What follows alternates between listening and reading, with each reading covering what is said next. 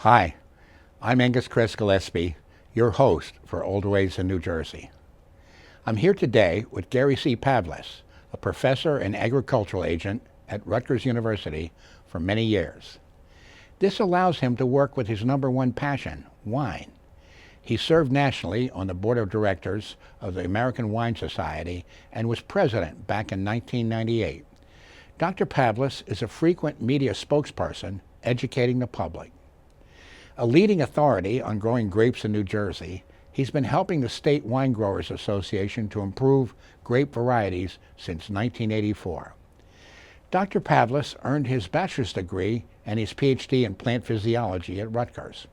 He's a longtime wine enthusiast with a 3,000 bottle wine cellar, and it's my pleasure to welcome Gary to our studio today.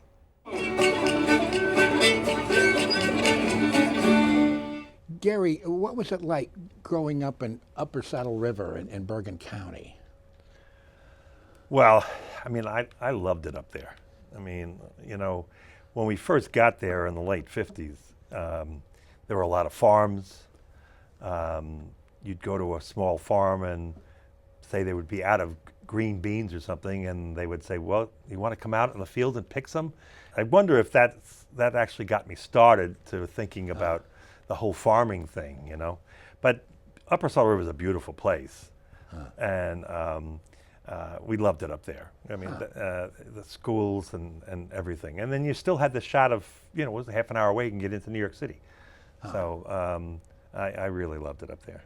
And so that was part of the reason you got interested in agriculture. Were there other factors getting you interested in agriculture? Well, I think, my father always had a garden. And we were outdoors people, between sports and the beach and, riding bikes and everything. We weren't homebodies that way. So I knew when I went to college that I need to study something. I'd be outside. And now, granted, I have an office and there's a lot to do in the office, but at the same time, the whole, and then, my father said, I think you should take classes at Cook College. And that was the smartest thing to do because there were so many great professors there that just inspired you, I loved it. And what about your experience at the University of Arkansas? What was that like? Yeah, that was fabulous. I got my Bachelor of Science here at Cook. I worked for a year and a half at Duke Gardens. That was a botanical garden, and I was running greenhouses there, and that was good too. That was really good experience. But there was nothing innovative about it. It was the same thing every year. Routine. And I went back to the Rutgers professors and I said, listen, I got to get out of here. I got to be doing something bigger and better. And the one professor, Fred Huff, he said, well, I've got the thing for you.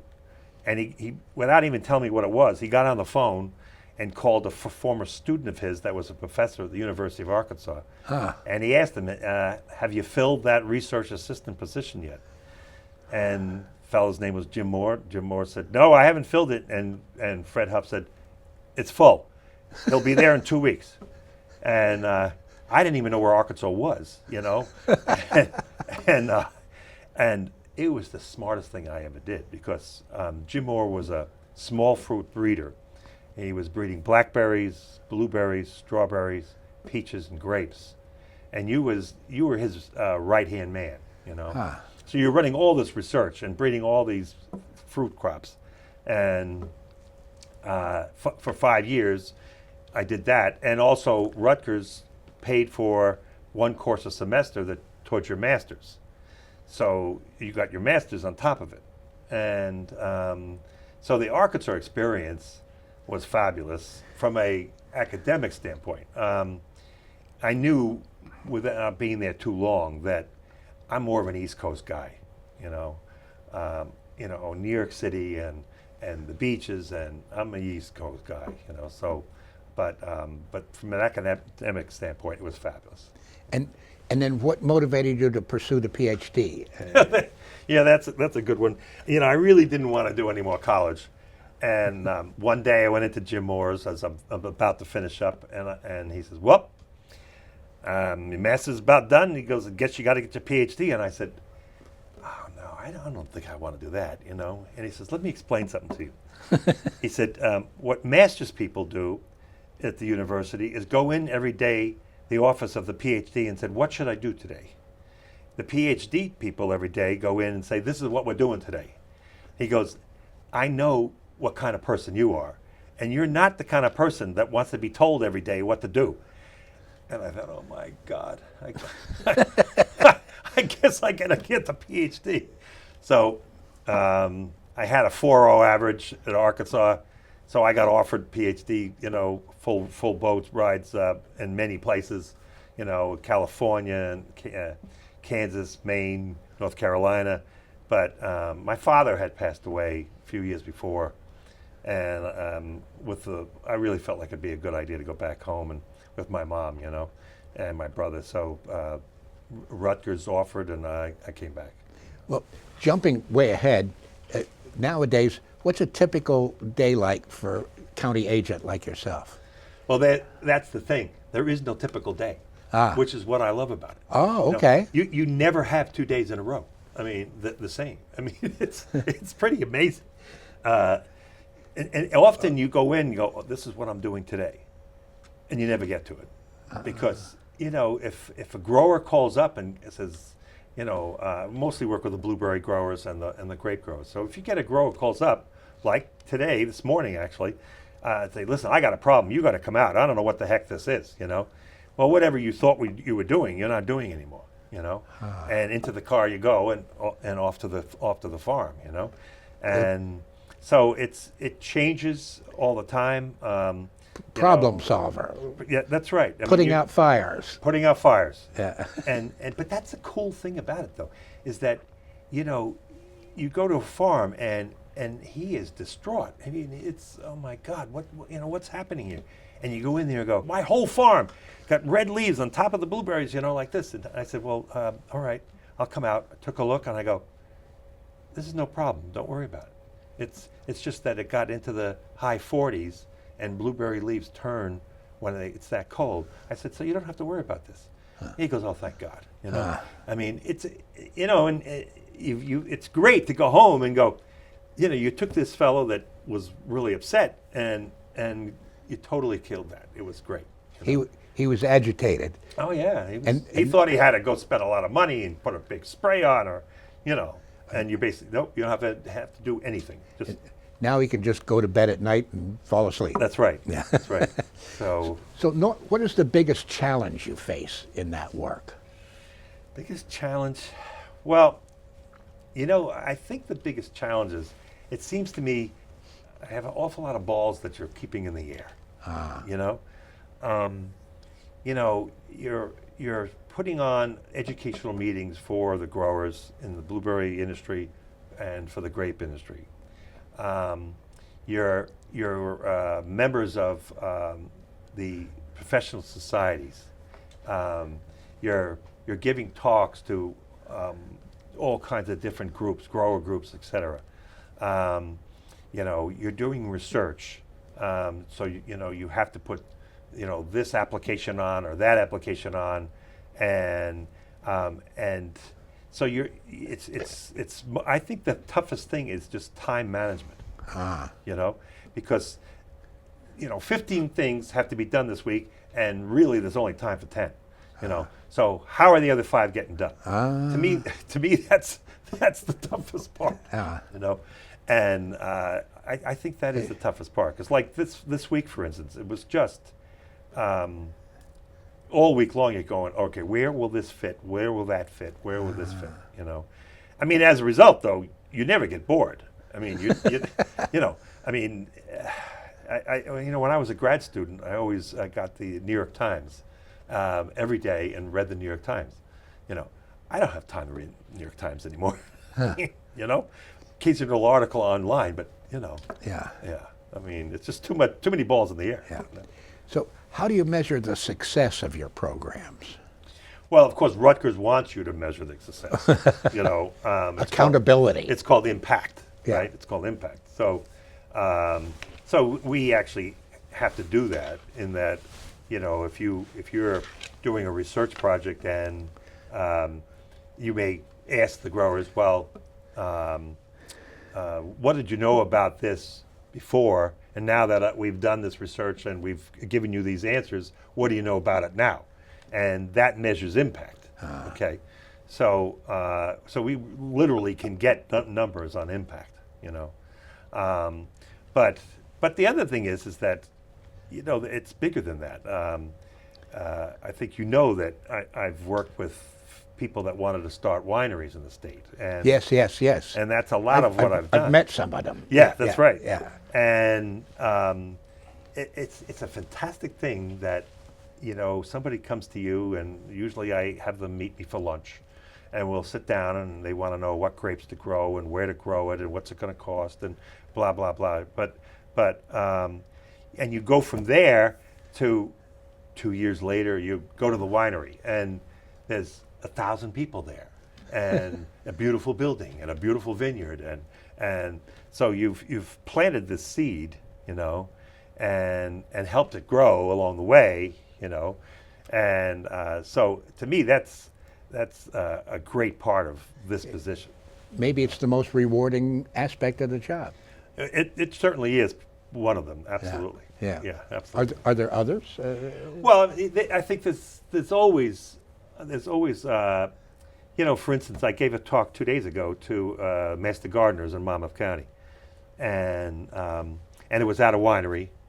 We take the master gardeners there, and I love. I almost consider myself a wine missionary, because this country doesn't have a great wine history, and you have people there that are there, but I don't drink white wine or drink red wine, and I'll do a tasting for them, and I did a tasting the other day with red wine, and a few people, I don't drink red wine because it's too dry. Well, we gave them slices of beef, and I had them taste the wine. Yeah, it's too dry. Taste the beef, okay? Now let's taste the red wine.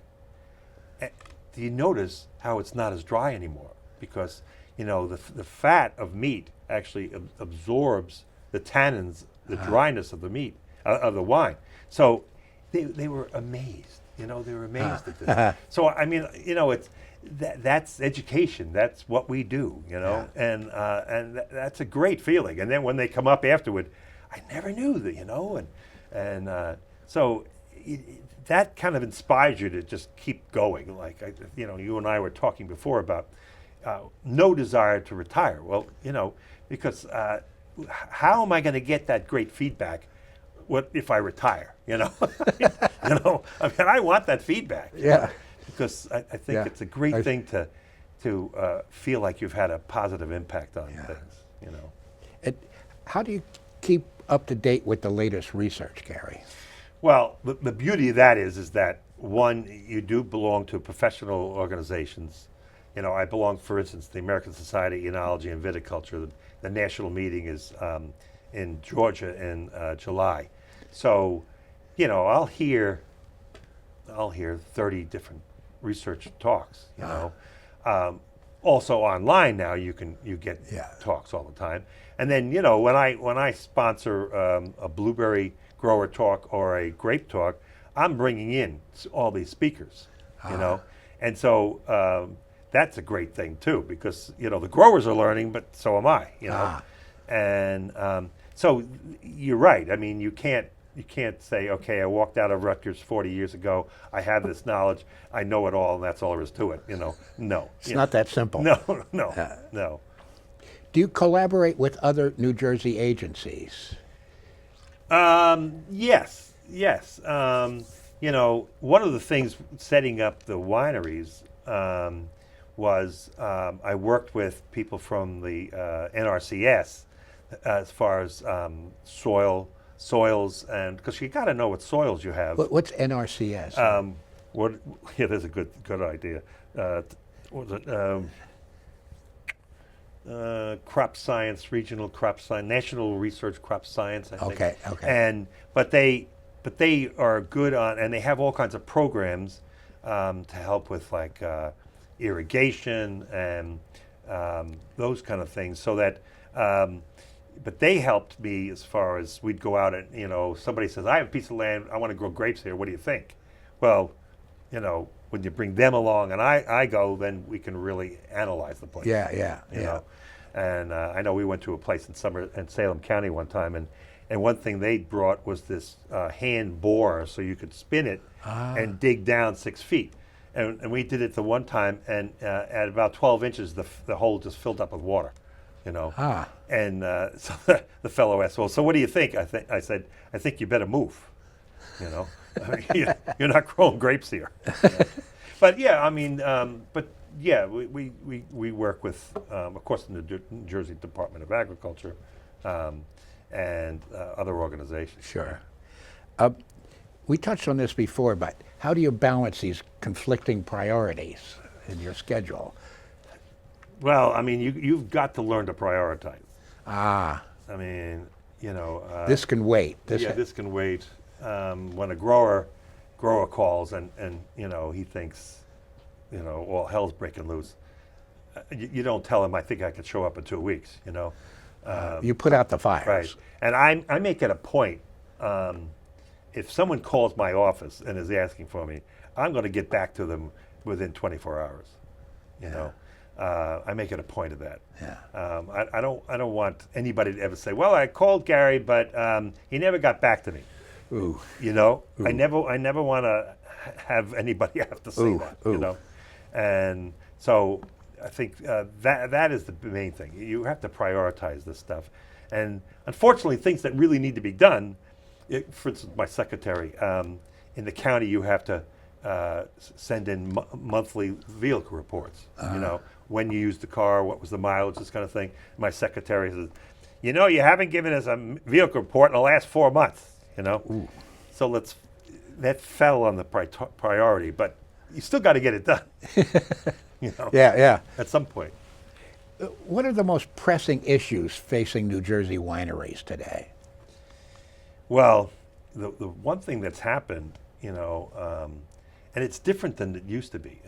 When we were first setting up wineries 10 years ago, 15 years ago, the number one problem was cold temperatures. They want to grow vinifera grapes. Vinifera grapes are the European grapes, right? 20 years ago, you could only grow vinifera grapes in South Jersey, But because of global warming now, they're already in Warren and in Hunterdon County. So that's not the biggest problem anymore. But the one thing that's happened worldwide is consumers are drinking less wine. Oh. And it's definitely affecting everybody. I just got back from France, and they're talking about that. No kidding. Yeah. Oh yeah, and the wineries here are talking about that. The baby boomers love wine, but unfortunately, baby boomers are going away, right? And the Gen Zs aren't big wine drinkers. I do my best to educate them, but the new generations aren't drinking wine like the baby boomers. So the consumption is going down, and of course that's hurting the industry here and everywhere. Oh wow. Gary, tell us a little bit about your role in developing the Grape Expectations Conference.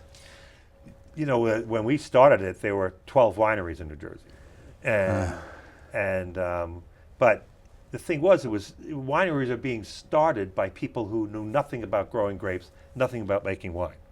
But they had this desire, the passion. So, it was obvious from an extension standpoint, Rutgers Extension, that we had to, fill in and give some education. So, I brought in people from Virginia and Cornell and California and sometimes France, whatever, to have an annual meeting that we call Grape Expectations. And so, that was just the 40th year this year, and it's been a very successful educational meeting for the growers, for sure. Yeah. And we've moved it around a little bit. For years we had it at Forest Gate Country Club, and this year we just moved it to South Jersey. And in fact, the president of Rutgers came to it twice. President Holloway came, who just stepped down, and he really enjoyed it. So. And how does Grape Expectation Conference benefit the growing community? Well, I mean, it's an educational meeting. I mean, we'll bring in a pathologist that talks about what the most pressing diseases are, what the best way to control them. We had, of course, in New Jersey we had the spotted lanternfly. We bring in entomologists. What do you need to do about this? What do you need to? How do you monitor it, et cetera? So we bring in enologists, and enologists is the science of making wine. When people aren't schooled in that, we better have somebody that educates them about it, right? So it's at all levels, marketing, at all levels, to give them an education on this is how this should be done. And how do you make it accessible and inclusive? Well, I mean, of course, we send out. It's on the Rutgers website. It's on. We have an email list, that goes out to everybody. It goes out to all the wineries. It's anybody that wants to come, of course, can come. And for younger people starting out at Rutgers, what are the opportunities, say, for county agents these days? Well, and I got to tell you that in my county, in fact, we're doing a search right now for somebody that's vegetable, from vegetable production standpoint. And I have to say that we've gotten to the point now. Now, I was the first PhD county agent in New Jersey. Now, almost all the agents are at least at a PhD level. Oh, wow. Okay. Wow. So, it just demands more from a educational standpoint, from a knowledge standpoint, than it did 20 years ago, 30 years ago. So everybody. I just looked at 18 applicants for this position, and 17 of the 18 are PhDs. Wow. Yeah. I remember working with the Middlesex County agent 20 years ago. Together we worked on making an agricultural museum at Rutgers, which lasted for a while. That's right, yeah. Yeah, you remember that. Oh, absolutely. I was there many times. Yeah, because in my work in folk life, I'm interested in the history of agricultural implements. Mm-hmm. And, yeah. Absolutely. So what's your vision for the agency's future? Well, I mean, I think from a Rutgers standpoint, I mean, there'll always be a need for education, and granted, there's new avenues that we have to take all the time, but we have to keep up to date, et cetera, with research. But the interesting thing is it just seems like there's always new problems coming up. I mean, I just mentioned that spotted lanternfly. I mean, where did this come from? And all of a sudden it's a big problem for vineyards. There's a spotted fruit fly that is infecting berries, blueberries, and so, we had to come up with research to control that. It's not like all the problems are going to slowly go away. So I mean, I think we'll always be needed. There's always problems, and Rutgers Extension is beyond just agriculture. There's the 4-H that deals with children, right, and then the Family and Consumer Health Sciences. Those people are directing all kinds of educational meetings for problems. So and then we have a marine science. So there continues to be a heck of a lot of work to be done, I got to tell you. And I think from what we've been talking about, what you enjoy most is putting out fires, solving problems, coming to the rescue. That's right. You go home at night and you feel like you really checked that box. Right. Yeah. Oh, absolutely. Absolutely. And your career path led you to this. The Arkansas, Rutgers, it all makes sense. I watched Jim Moore was a breeder. I mentioned that, but he was one of the things he did was he was a Rutgers grad actually, and when he left he took all the blueberry varieties from New Jersey and started a blueberry industry in Arkansas. Wow. And which is still there, but the thing is that all he did was do a variety evaluation. Thing is, there's other problems with blueberries, and growers would come to him and ask him about, well, what about this and what about that, and he would say, well, Gary, I guess we got to figure that one out. We're going to have to do research. So early on, I was seeing, this is what universities do. This is what extension does. Is people come to you with problems, and it's our job to fix them. And so I watched him with that. It was fabulous. Yeah. So, Gary, if you were meeting with somebody young who was starting out as a county agent with Rutgers, right, what kind of career advice would you give them? Well, I think the first thing is always to get a needs assessment. Talk to the people that you have in the county, and they will tell you where you should be going, right? What are the problems, et cetera. And I think one thing I liked when I was going through the resumes for this search I'm doing is a couple people said, well, right from the start, I want to get a needs assessment in that county, and by that I'll be able to direct my research.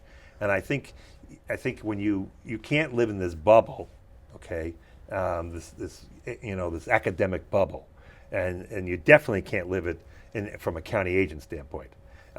You have to reach out and you have to get that assessment from those people, and then you can react to those people that way.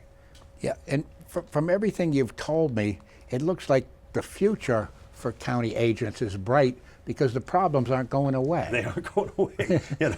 I mean, in some ways, I guess that everybody would wish that they would go away. Yeah. That we wouldn't have the spotted lanternfly, and you wouldn't have fungal diseases, and you wouldn't have, global warming, and I'm sorry, but that's here, So we're going to have to react to it, And I wanted to return briefly to grape expectations. I went to the most recent one, Yes. Yeah. and I found it very interesting, not just because there were problems about the soil and problems about the bugs and problems about the drainage, but there were some fun activities too. Yes. Tell me a little bit about the guessing game. Well, one thing I do, I belong, in fact, that's my pin here. This is the International Society, Dionysian Society, and they do that same thing that we do at Grape Expectations, and it's a learning experience, but it's also fun, and it's a challenge. And what I do is I give everybody 2 glasses of wine, white and a red, and I just tell them, taste it, and I'm going to ask you, what is the variety? Where does it come from? Okay, and I stand everybody up, and then I make a list of questions. Is this from Europe, or is this from the United States, or is it from South America? Is it Chardonnay, or is it Sauvignon Blanc? Is it from Chile, or is it from Argentina? And if I'll say, well, if you think it's from Chile, raise your hand. If your hand is up, sit down. And so little by little, you might have 100 people in the room, but it gets down to, 2 and then 1. And in fact, when President Holloway came that one time, it came down to him and a winemaker. Wow. From New Jersey, and the last question got him, and the winemaker won. But everybody thought it was fantastic that the president of Rutgers actually came to against the other fellow. I enjoyed the event, but the truth is, I was one of the first to sit down. Yeah, right. But the thing is, it's a thinking thing, but it also lightens it up. And when you're in the wine industry, you shouldn't be just chugging wine down. Yeah. I mean, it is something that you should actually evaluate and enjoy. Well, Gary, I want to thank you for coming to East Brunswick today. It's been very enlightening. Thank you so much. Well, thank you for asking. Thank you for asking. Yeah, it's my old stomping ground. So, thank you. Okay.